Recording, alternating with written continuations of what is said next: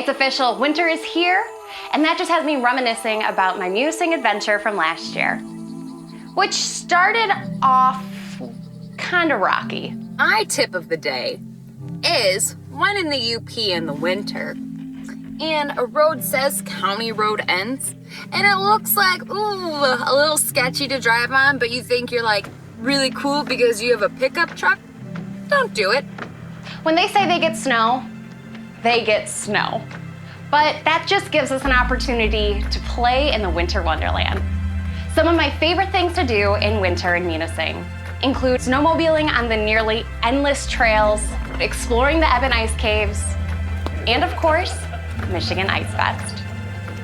Last year, I met up with some snowmobilers who showed me just a fraction of the trails in the area. I was lucky enough to spend some time with experts Ramsey and Dan to learn a thing or two about winter motorsports. This area has over 300 miles of well-groomed trails and gets over 230 inches of snow on average each year. That's a lot of snow and a lot of room for adventure.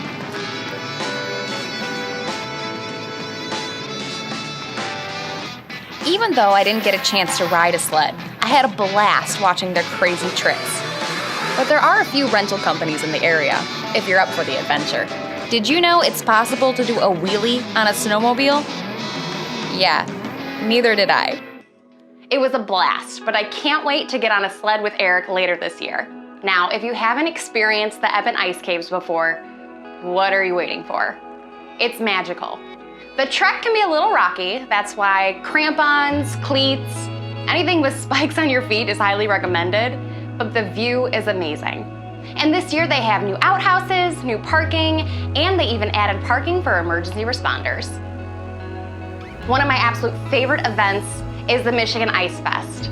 That takes place February 8th through the 12th this year, and registration is still available.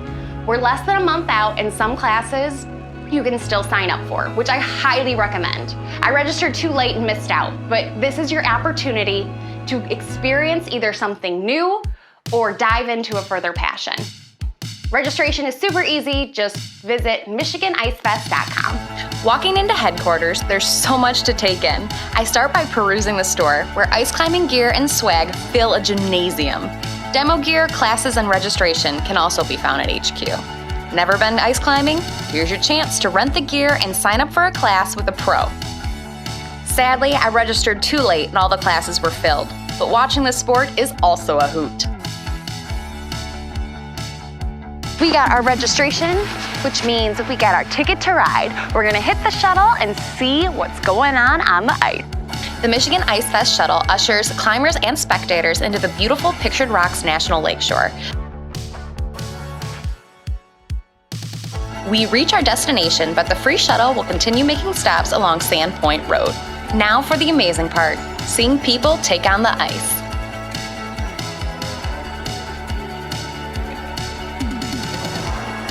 One of my favorite parts of Ice Fest is seeing people from all walks of life gather for a sport they adore. I saw kids as young as 5 years old scaling the frozen tundra.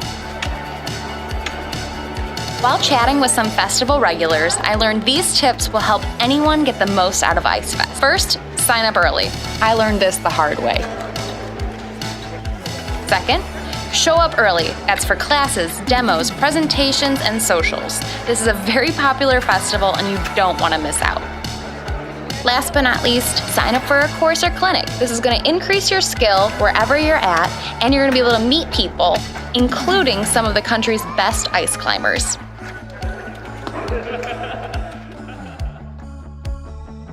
Munising this time of year is a winter playground, offering so many things to do and see.